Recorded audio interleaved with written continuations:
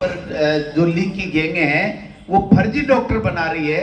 तो आप बताइए, आपके दिल में कितनी तकलीफ हो रही होगी कि जिस नोबल प्रोफेशन को मैंने चुना, और इसलिए चुना कि मैं लोगों की सेवा करूंगा। जो मेरे पास में दुख में, तकलीफ में, निराश भाव से आएगा, उसको खुशी लौटा करके वापस उसके घर भेजूंगा,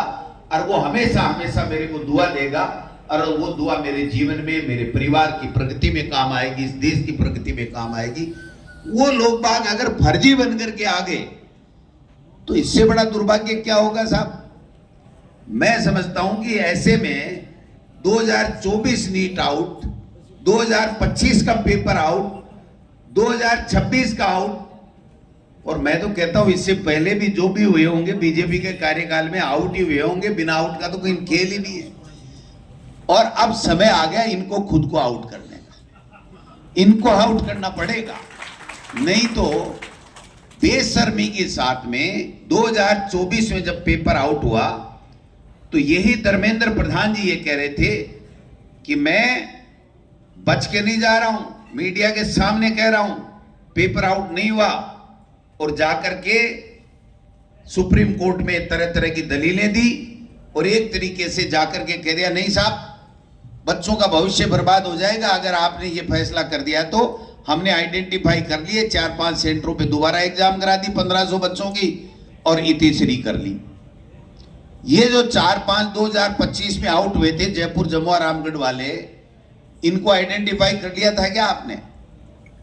ये पेपर आउट ही तो हुआ था, और कितनी जगह पेपर गया। मैं समझता हूं कि इस तरीके से, और अब की बार 4 दिन तक पता नहीं किस बिल में छुपे रहे, आए नहीं, और आखिरी में जब निरस्त करना पड़ा, हमारे यहां राजस्थान के लोगों ने एनटीए के अंदर बाकायदा प्रमाण सहित दे दिया कि ये पेपर आउट है, इसको आप बचा नहीं सकते हो किसी भी सूरत में। तब जाकर के इनकी एजेंसियां हरकत में आई, और एजेंसियों भी मैं कहना चाहूंगा कि एसओजी ने वास्तव में ईमानदारी के साथ में 2-3 दिन काम किया। चौथे 5वें दिन उनके ऊपर प्रेशर आ गया कि इस लफड़े में मत पड़ो, मोदी जी नाराज हो जाएंगे, आप आगे मत बढ़ो, आपको कोई एफआईआर नहीं करानी है। लेकिन तब तक तो पानी सर के ऊपर से निकल गया था। लोगों में एक आम बात चर्चा हो गई थी, सबको पता लग गया था कि नीट यूजी 2026 का पेपर लीक हो गया, और जब प्रमाणित हो गया तो इनको निरस्त करानी पड़ी, लेकिन जिम्मेदारी नहीं लेंगे, इस्तीफे की बात नहीं करेंगे। मैं समझता हूं कि देश के प्रधानमंत्री ने 23 लाख बच्चों की परीक्षा का पेपर आउट हो गया, लेकिन एक ट्वीट तक करना उचित नहीं समझा, एक ट्वीट तक कि भाई ये बच्चों के साथ में गड़बड़ हो गया क्या। इसलिए हमारी जिम्मेदारी ऐसे समय जब एजेंसियों का दुरुपयोग होने लगे, ऐसे समय में जब संविधान के ऊपर चोट ये लोग पहुंचाने लगे, ऐसे समय में जब लोकतंत्र को खतरा हो, ऐसे समय में जब आम लोगों की जो तकलीफें हैं उसकी ओर ध्यान नहीं दिया जाए, केवल लोगों को भ्रमित करके ध्यान असली मुद्दों से, जनता के मुद्दों से ध्यान भटका करके,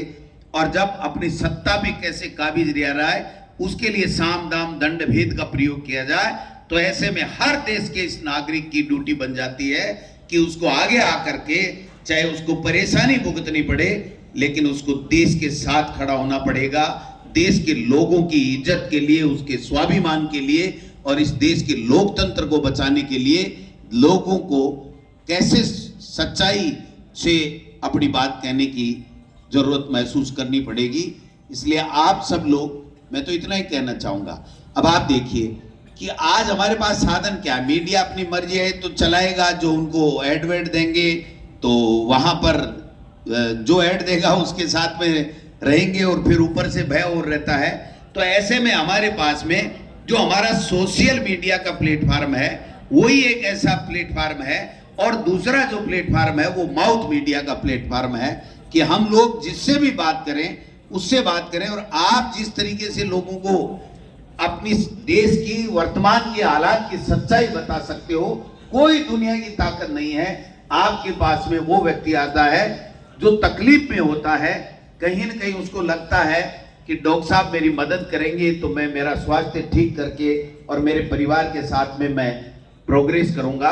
तो उसको अगर आप बताओगे, सच्चाई बताओगे, और ज्यादा बताने की आवश्यकता नहीं, इतना ही बता दो कि भैया